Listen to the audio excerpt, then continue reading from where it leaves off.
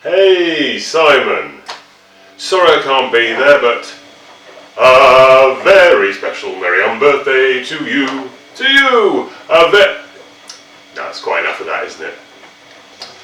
I hope you have a very wonderful evening surrounded by loved ones and lost ones found again.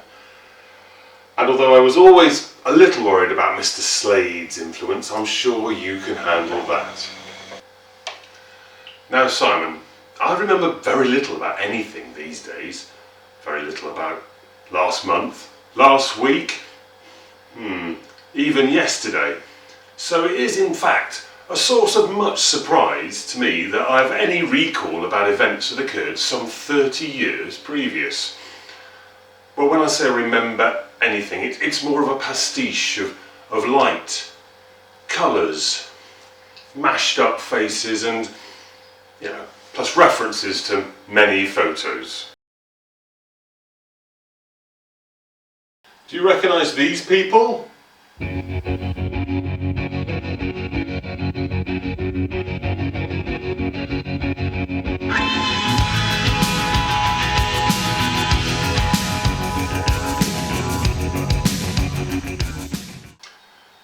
And look, here we are again.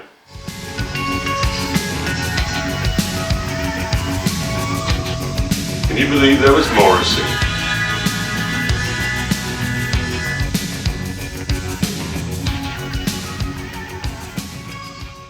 So how we actually met escapes me at the moment. I remember white t-shirts, Janice Ian, and a photo of you and a friend from home where you appear to be sporting a voluminous bubble perm. But that's all after the fact. Above all else, I remember this place.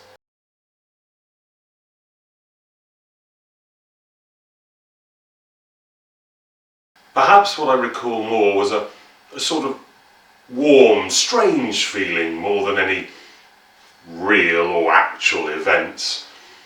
Although the incident of the sudden scrambled egg vomit into the hands of a puzzled and then horribly embarrassed bearded student climbing the stairs will amuse me to my death.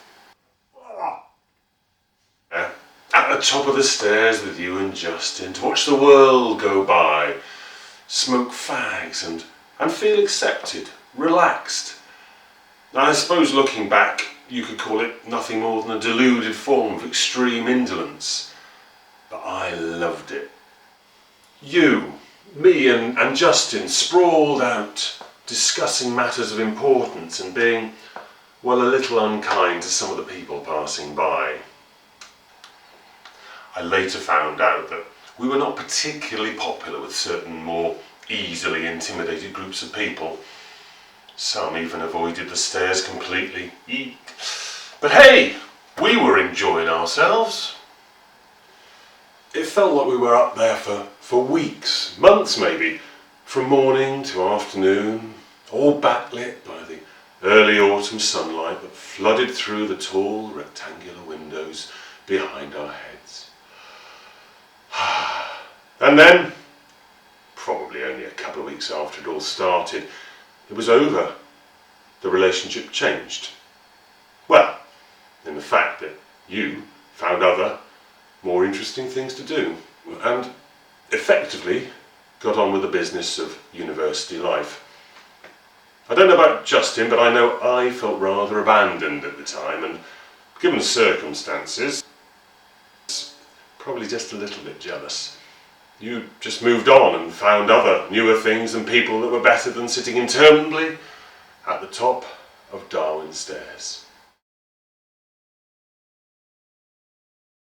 Do you know that seemed unthinkable at the time, and Justin and I sat forlornly on those stairs for another week or two, hoping you'd come back or something else would happen, but it was never the same. Even months later, I would still sneak a quick sit, just in case. Maybe just for the nostalgia value. But I knew our time had been, and then it was gone. But let's not be maudlin at this auspicious juncture. I felt very privileged to know you at the time, and here, 30 30 years later, I still feel the same. Slightly annoyed that I've lost more hair than you, but all in all, the better for knowing you. Have fun, and hope you can squirrel enough away in the next 10 years to have a marvellously relaxing, prepaid dotage. All the best from Pill, and hope to catch up with you in the flesh soon. Happy birthday! I just poured cold tea on myself. Arse.